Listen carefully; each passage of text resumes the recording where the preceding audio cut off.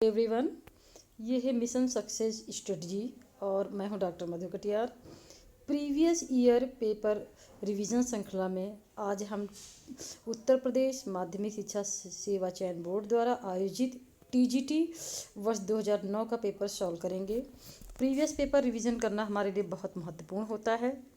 इसे तो ये पता चलता है कि पिछले प्रश्न पत्रों में किस प्रकार के प्रश्न पूछे गए हैं और हम प्रश्नों को ज़्यादा अधिक एक्यूरेसी के साथ उनको हल कर पाते हैं। तो आइए आज हम टीजीटी वर्ष 2009 का पेपर सॉल्व करते हैं। नागरिक शास्त्र का पहला प्रश्न है, लेवियाथन का लेखक कौन था? तो जैसा कि हम सभी जानते हैं कि लेवियाथन का जो लेखक था वो हाब्स था और 1651 में लेवियाथन की रचना हाब्स ने की थी। हाब्स का जन्म ब्रिटेन में 1588 में हुआ था। वह एक पादरी का पुत्र था और उस नाते उसे बाइबल का गहन ज्ञान था। 1691 ईस्वी में 91 वर्ष की आयु में इसकी मृत्यु हो गई। हाब्स की जो महत्वपूर्ण रचनाएं हैं उसमें डी सेवे, D car politico, D Humayun और कानून के तत्व, गृह युद्ध पर एक वार्ता प्रमुख है। और लेवियाथन में ही हाब्स ने सामाजिक समझौता सिद्धांत का समर्थन किया था। अगला प्रश्न देखते हैं, राजनीति विज्ञान का आरंभ और अंत राज्य के साथ होता है, यह कथन किसका है? तो साथियों ये कथन गार्नर का है और बहुत बार ये प्रश्न पूछा गया है, कई सारी परीक्षाओं में इसे बार बार रिपीट किया गया है। राज्य के साव्य सिद्धांत के समर्थक हैं, तो जो राज्य के साव्य सिद्धांत के जो प्रबल समर्थक हैं वो हैं आपके ब्लंटसली और हर्बर्ट स्पेंसर। साथियों जो साव्य सिद्धांत होता है इसका तात्पर्य ये होता है कि ये राज्य को शरीर रूप में मानते हैं। इस सिद्धांत के अनुसार जिस प्रकार शरीर के विभिन्न अंग होते हैं और वह उनसे मिलकर बनता है, उसी प्रकार राज्य के विभिन्न अंग होते हैं वह उनसे मिलकर बनता है। इस विचार के प्रबल समर्थक ब्लंटसली और हर्बर्ट स्पेंसर हैं। अगला प्रश्न है कि शक्ति विभाजन के सिद्धांत को विस्तार पूर्वक उपस्थित कर उसे राजनीति विज्ञान के मौलिक सिद्धांत बना देने का श्रेय किस राजनीतिक विचारक को जाता है? तो शक्ति विभाजन के जो सिद्धांत का है आप सभी जानते हैं कि जो मॉन्टेस्क्यू है उसने जो है अपने शक्ति पृथक्करण सिद्धांत को प्रतिपादन किया था और इंग्लैंड की राजनीतिक व्यवस्था से प्रेरित होकर एक सिद्धांत के रूप में शक्ति प्रथन का उपयोगी और वैज्ञानिक प्रतिपादन मॉन्टेस्क्यू द्वारा अपनी पुस्तक द स्पिरिट ऑफ लॉज में यानी कानून की आत्मा में किया गया था। तो हमारा जो विकल्प है सी वो सही है, मॉन्टेस्क्यू। राज्य पृथ्वी पर ईश्वर का अवतरण है, यह भी बहुत बार पूछा गया है और ये जो है हीगल का कथन है। हीगल कहता था कि राज्य पृथ्वी पर ईश्वर का अवतरण है, यह पृथ्वी पर विद्यमान एक दैवी विचार है। लोकप्रिय संप्रभुता की अवधारणा, यह प्रश्न भी बहुत बार पूछा जा चुका है। रूसो को जो है लोकप्रिय संप्रभुता की अवधारणा का सूत्रधार माना जाता है।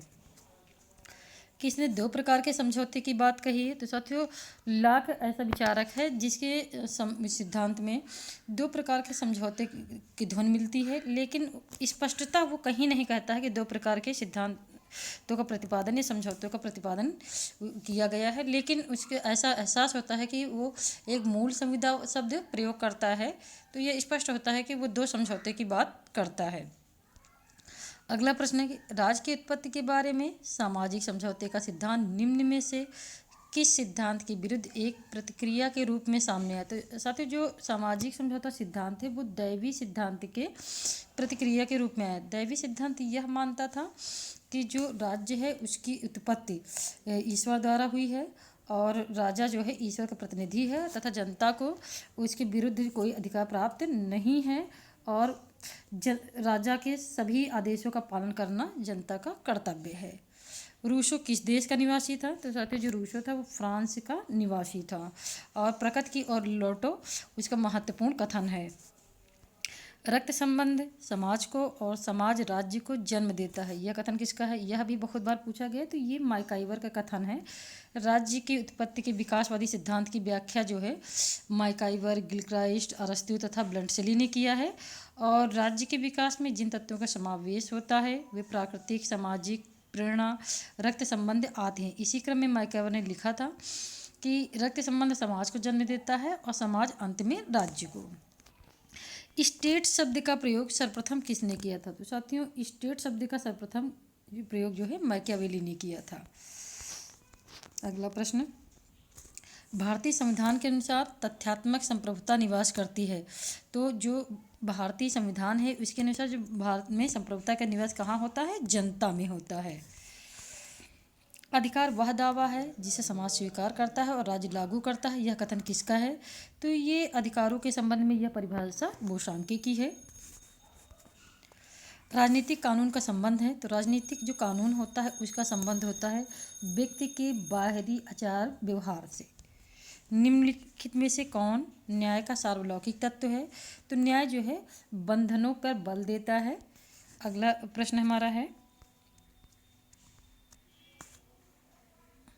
अधिनायक तंत्र निम्न में से किसका विलोम है? तो अधिनायक तंत्र जो है आपका लोकतंत्र का विलोम है। अधिनायक तंत्र व्यवस्था के तहत शासन सत्ता एक व्यक्ति में ही निहित होती है, उसकी इच्छा ही कानून होता है, जबकि लोकतंत्र में सत्ता एक मंत्रिमंडल में निहित होती है।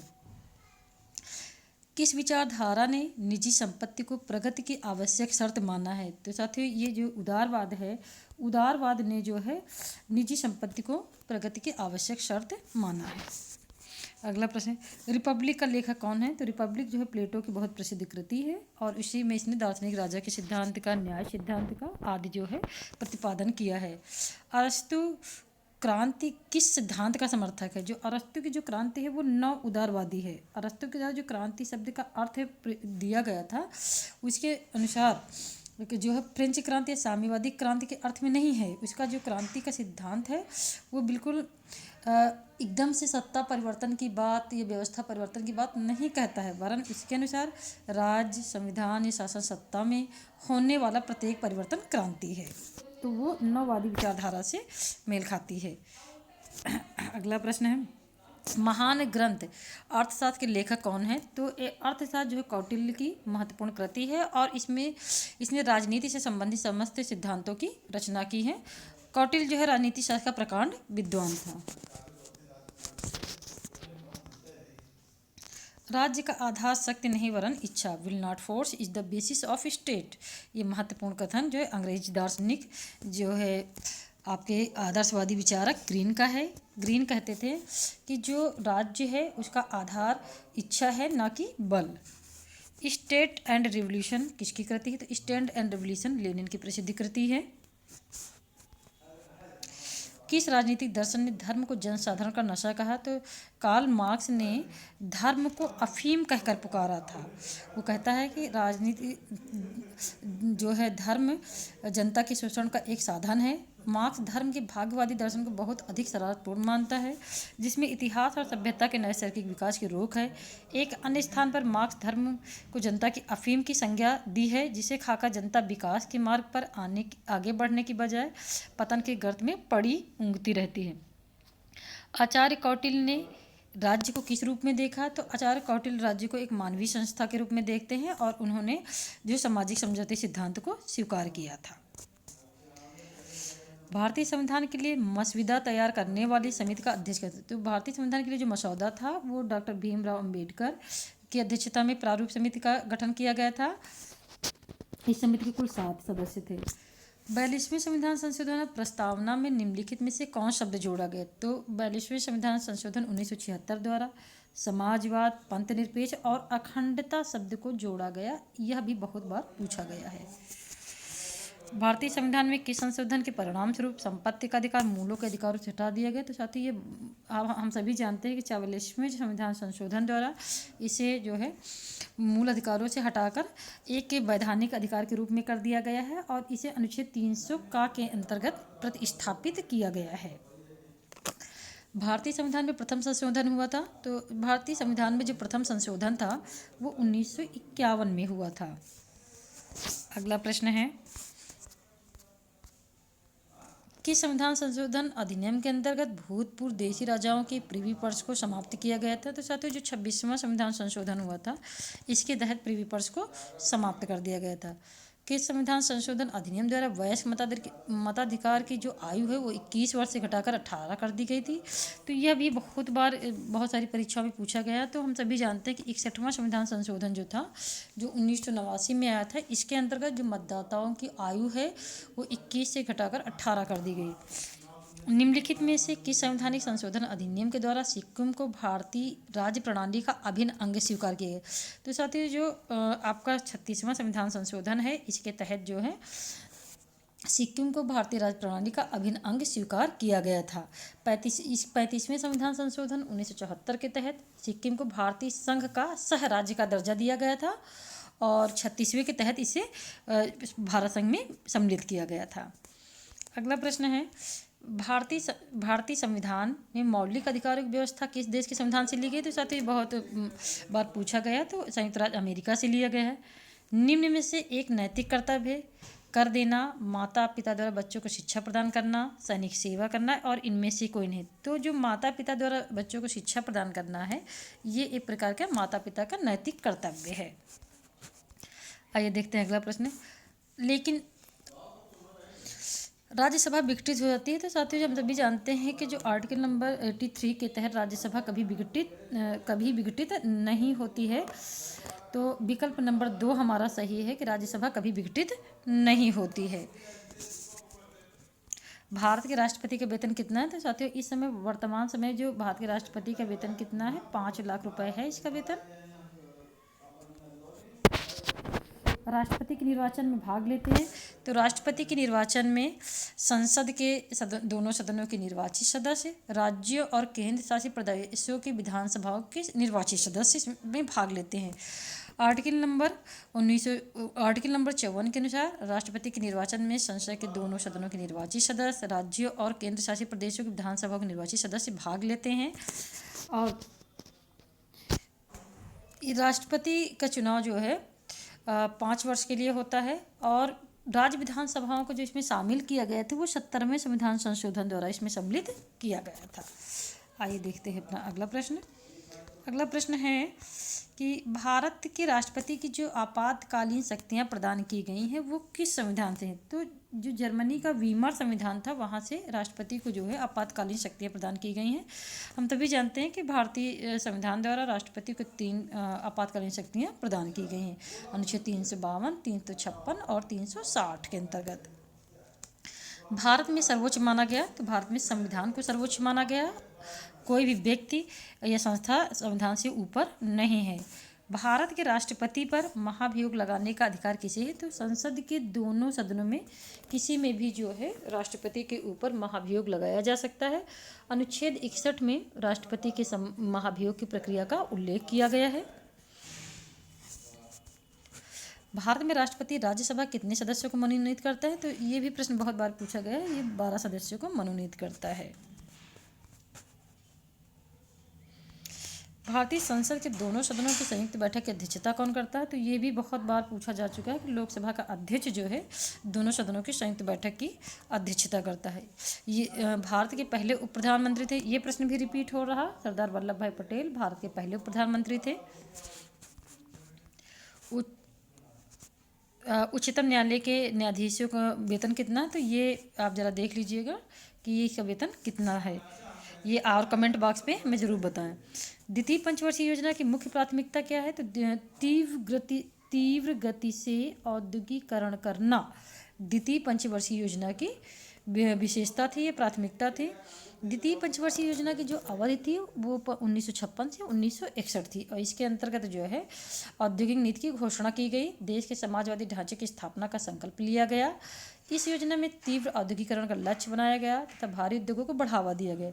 दुर्गापुर, भिलाई, राउरकेला इत्यादि संयंत्रों की स्थापना इसी समय हुई। निम्नलिखित में से किस संवैधानिक पदाधिकारी को उसके पद से पदच्युत करने के लिए महाभियोग की प्रक्रिया का पालन आवश्यक नहीं? तो राष्ट्रपति के लिए आवश्यक है, जैसा कि हम सभी जानते हैं, और उपराष्ट्रपति के लिए भी है। लेकिन संघ लोक सेवा के जो आयोग का जो अध्यक्ष होता है उसी के लिए इसमें उपराष्ट्रपति के लिए महाभियोग की प्रक्रिया नहीं अपनाई जाती है और जो है राज्यसभा अपने संकल्प से इसको पारित कर सकती है और लोकसभा अपनी संस्तुत कर देती है। कोई विधेयक धन विधेयक है या नहीं, इसका विनिश्चय अंतिम रूप में कौन करता है? तो लोकसभा का अध्यक्ष अंतिम रूप से विनिश्चय करता है कि कोई भी धन विधेयक है या नहीं, आर्टिकल नंबर 110 के अनुसार। अगला प्रश्न, उत्तर प्रदेश की प्रथम महिला मुख्यमंत्री कौन थी? तो ये बहुत ही सरल सा प्रश्न है और बहुत बार पूछा गया। सुचेता कृपलानी पहली महिला मुख्यमंत्री थी और सुश्री मायावती जो है दूसरी महिला मुख्यमंत्री थी और उनका जो कार्यकाल था 3 जून 1995 से लेकर 27 अक्टूबर 1995 तक था। नागालैंड की राजधानी क्या है? तो साथियों जो नागालैंड की जो राजधानी है वो कोहिमा है। आइए देखते हैं अपना अगला प्रश्न, निम्नलिखित में से कौन सा निर्वाचन आयोग का कार्य नहीं है? तो देखिए निर्वाचन आयोग के कार्य कौन कौन से हैं, पहले ये जान लेते हैं कि निर्वाचन क्षेत्रों का परिसीमन निर्वाचन आयोग करता है, राजनीतिक दलों को मान्यता देता है, उपचुनाव करवाता है, लेकिन उम्मीदवारों को जो चुनाव है वो निर्वाचन आयोग नहीं करता। तो विकल्प नंबर 3 हमारा सही है। भारतीय संविधान के भाग 15 के अनुच्छेद 324 में निर्वाचन आयोग के कार्यों का उल्लेख किया गया है। 324(1) के अनुसार निर्वाचन आयोग राष्ट्रपति, उपराष्ट्रपति, संसद सदस्य के निर्वाचन की व्यवस्था करेगा। साथ ही उपचुनाव, निर्वाचन क्षेत्रों की परिसीमा, राजनीतिक दलों को मान्यता देने जैसे कार्य भी करेगा। अगला प्रश्न है कि राजनीतिक दल निम्न में से किसके लिए जरूरी है? तो राजनीतिक दल जो है लोकतंत्र के लिए अति आवश्यक हैं।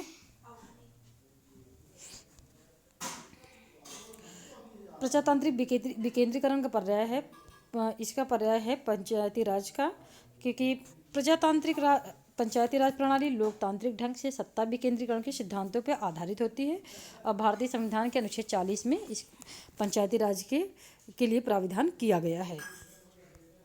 अगला प्रश्न है, सरकारिया आयोग रिपोर्ट किससे संबंधित है? तो यह भी बहुत सारी परीक्षा में पूछा गया, ये केंद्र राज्य से संबंधित है।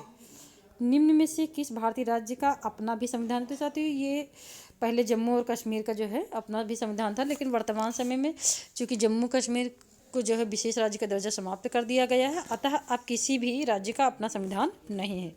संयुक्त राष्ट्र संघ की स्थापना कब हुई थी? तो ये भी बहुत बार पूछा गया। तो संयुक्त राष्ट्र संघ की जो स्थापना वो 24 अक्टूबर 1945 को हुई थी और इसके 6 प्रमुख अंग हैं, महासभा, सुरक्षा परिषद, अंतर्राष्ट्रीय न्यायालय, सचिवालय, आर्थिक और सामाजिक परिषद, न्यास परिषद। अगला प्रश्न है, प्रशासनिक कानून निम्नलिखित में से किनके मध्य संबंध निश्चित करता है? तो जो प्रशासनिक कानून होते हैं राज्य का अपने कर्मचारियों के साथ संबंध को निश्चित करता है। आइए देखते हैं अगला प्रश्न, माइन कैम्फ या मीन कैम्फ किस जो पुस्तक है उसके लेखक कौन है? तो ये जो जर्मनी के शासक थे हिटलर, ये उनकी जो है आत्मकथा है। केंद्र राज्य संबंध में विवाद का एक कारण रहा, केंद्र राज्य के मध्य जो विवाद का जो कारण रहा है वो राज्यपाल का पद रहा है, क्योंकि ये माना जाता है कि राज्यपाल जो है सरकार के एजेंट के रूप में कार्य करती है और भारतीय संविधान के अनुच्छेद 155 के अनुसार राज्यपाल की जो नियुक्ति है वो राष्ट्रपति के द्वारा की जाती है। तुम मुझे खून दो मैं तुम्हें आज़ादी दूंगा, ये कथन किसका? तो ये कथन नेताजी सुभाष चंद्र बोस का है। 2 जुलाई 1943 को उन्होंने अपनी आज़ाद हिंद फौज के सैनिकों को संबोधित करते हुए कहा था, तुम मुझे खून दो मैं तुम्हें आज़ादी दूंगा। हम इस सत्य को प्रमाणित करते हैं कि सब मनुष्य समान पैदा हुए हैं। तो ये कथन किसका है? तो ये फ्रांसीसी क्रांति से संबंधित है। भारत की खोज की पुस्तक लेखक कौन है? जवाहरलाल नेहरू की कृति है। आइए देखते हैं अगला प्रश्न, क्रिटिक ऑफ पॉलिटिकल इकोनॉमी पुस्तक का लेखक कौन है? तो critic of the political economy जो है कार्ल मार्क्स की रचना है। राष्ट्रीय स्वतंत्रता आंदोलन के दौरान बहिष्कृत भारत नामक विचार पत्र कौन निकालता था? तो बहिष्कृत भारत जो है BR अम्बेडकर के द्वारा जो है संपादित होता था। और इस प्रश्न पत्र का अंतिम प्रश्न है, राष्ट्रीय स्वतंत्रता आंदोलन के दौरान ब्रिटिश सरकार आहूत गोलमेज सम्मेलनों की श्रृंखला में महात्मा गांधी ने किस में भाग लिया था? तो महात्मा गांधी द्वारा जो है द्वितीय गोलमेज सम्मेलन में भाग लिया गया था। तो ये वीडियो कैसा लगा हमें लाइक कीजिए, शेयर कीजिए और सब्सक्राइब कीजिए। धन्यवाद।